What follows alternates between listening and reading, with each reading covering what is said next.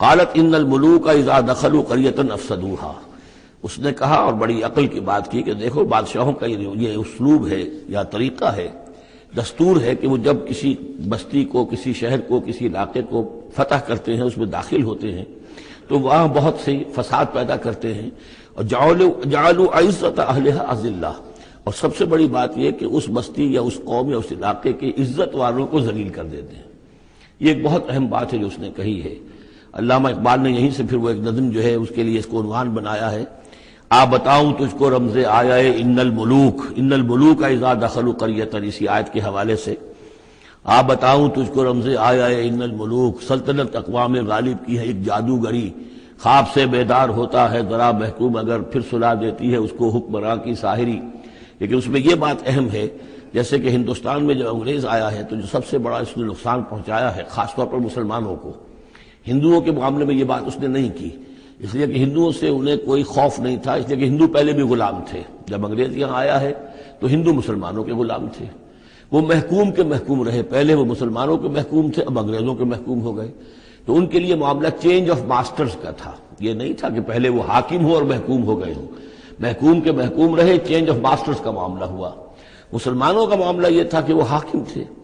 اور یہاں پہ حکومت کے تخت سے وہ گرا کر انہیں اور کھڑا کر دیا گیا نیچے، تو ایک زمین و آسمان کا فرق واقع ہو گیا۔ لہذا انگریزوں کو یہ اندیشہ تھا کہ یہ بغاوت کریں گے اور ہر صورت کی کوشش کریں گے کہ اس حکومت کے پاؤں نہ جمنے دیں، لہذا انہوں نے اس پالیسی پر عمل کیا ہے کہ ان میں سے جو کمینے لوگ تھے، گھٹیا لوگ تھے، انہیں خطابات دے کر، انہیں اپنے ہاں رسائی دے کر،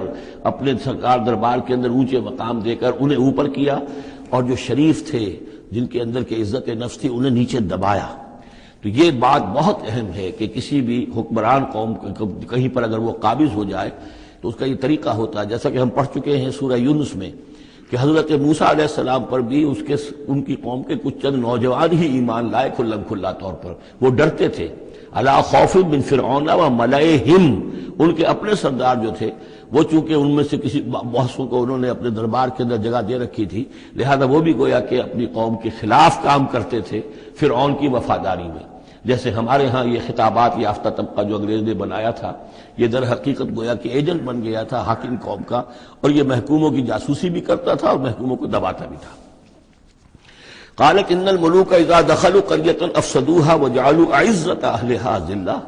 بادشاہوں کا معاملہ یہ ہے کہ وہ جب کسی شہر کو، کسی بستی کو فتح کرتے ہیں اور فاتح کے حصے سے داخل ہوتے ہیں تو فساد مچاتے ہیں وہاں، اور یہ کہ وہاں کے جو عزت والے لوگ ہوتے ہیں انہیں ذلیل کر دیتے ہیں۔ وَكَذَلِكَ يَفْعَلُونَ، اور یہ ان کا طریقہ ہے، وہ یہ کرتے ہیں۔ اب آگے چلیے، سورہ قصص کے آخری یہ 2 رکوع ہیں، جن میں سے پہلے رکوع میں ایک کردار کا ذکر ہو رہا ہے، قارون، اور میں آپ کو بتا چکا ہوں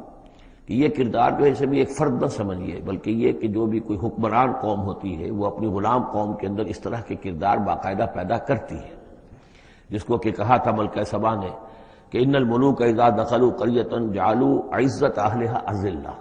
اور اس کا ایک نتیجہ یہ نکلتا ہے کہ جو گھٹیا لوگ ہوتے ہیں، بے غیرت لوگ ہوتے ہیں، اپنی قوم کے ساتھ غداری کرتے ہیں، انہیں پھر وہاں خطابات دیے جاتے ہیں، نوازا جاتا ہے، ان کے اونچے منصب ہوتے ہیں، آنریری مجسٹریٹ بنا دیے گئے ہیں، فلاں ہو گئے ہیں۔ یہ سب کون تھے؟ یہ انگریزوں نے در حقیقت ہندوستان میں اپنی جو